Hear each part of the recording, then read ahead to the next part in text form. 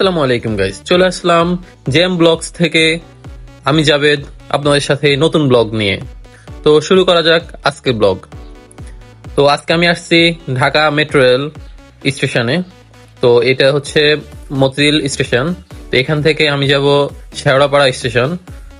তো যেহেতু এখন 10 নম্বর স্টেশনটা মিরপুর 10 নম্বর স্টেশনটা বন্ধ, সো আমি শেওড়াপাড়া নামতে হবে। আমার যাওয়ার মেন গন্তব্যস্থল হচ্ছে মিরপুর 14। তো 14 যাইতে হলে আগে শেওড়াপাড়া নামবো, ওখান থেকে যাবো। তো এই জন্য আমি টিকিট নিয়ে নিলাম, 50 টাকা নিচ্ছে এখান থেকে। তো এখন আমি অনেকক্ষণ লাইনে দাঁড়াচ্ছিলাম ভাই, অনেকক্ষণ লাইনে দাঁড়ানো লাগে, জিনিসটা অনেক কষ্ট।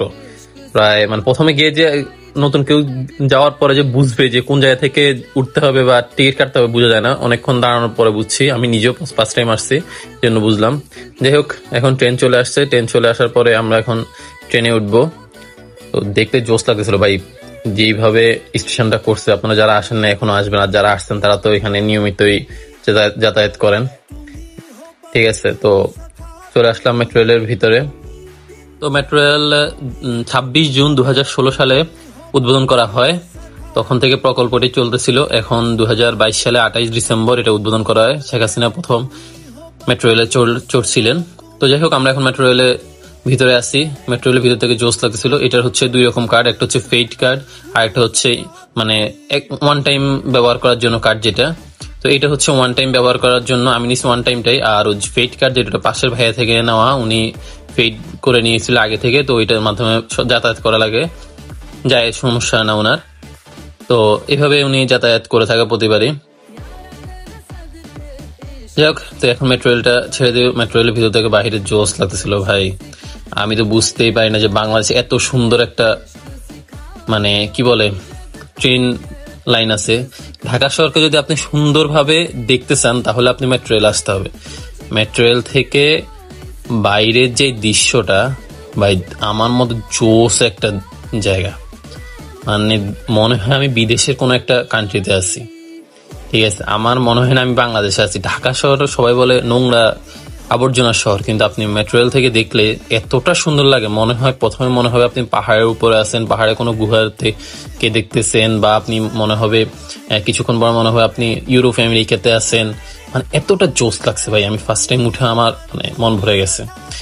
হ্যাঁ, আজকে 2 বছর পর আমি ট্রেনে উঠছি, এটা ঠিক, কিন্তু তাও ফার্স্ট টাইম উঠছি, অনেকটা ভাল লাগছে আমার। যারা এখনো উঠেন নাই, উঠবেন একবার হলেও, তাহলে আপনি বুঝবেন যে মেট্রো রেলের থেকে চারপাশটা কতটা সুন্দর লাগে, ঢাকা শহরটা দেখতে কতটা সুন্দর লাগে মেট্রো রেল থেকে।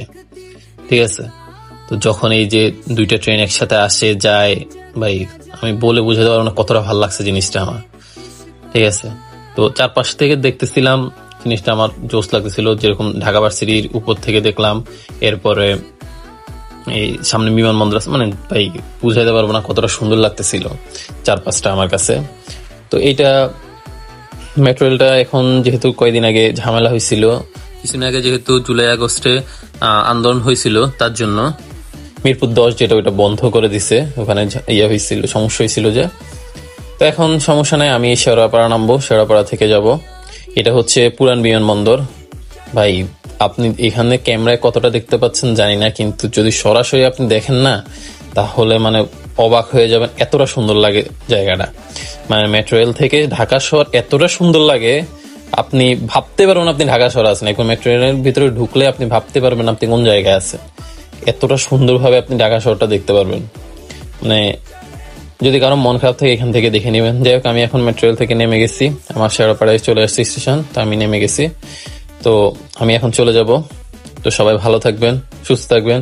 আর যারা এখনো সাবস্ক্রাইব করেন নাই, সাবস্ক্রাইব করবেন। আর মেট্রো রেলে যারা এখনো চড়েন নাই, চড়বেন। কে কে চড়ছেন কমেন্ট বক্সে বলে যাবেন। আর কারা কারা চড়েন নাই, চড়বেন। সবাই একবার হলেও দেখবেন বাংলাদেশের এই উন্নয়নটা কতটা কাজে আসছে। সবাই একবার হলেও দেখবেন। তো ভালো থাকবেন, সুস্থ থাকবেন সবাই, আর সাবস্ক্রাইব করে দিবেন। আল্লাহ হাফেজ।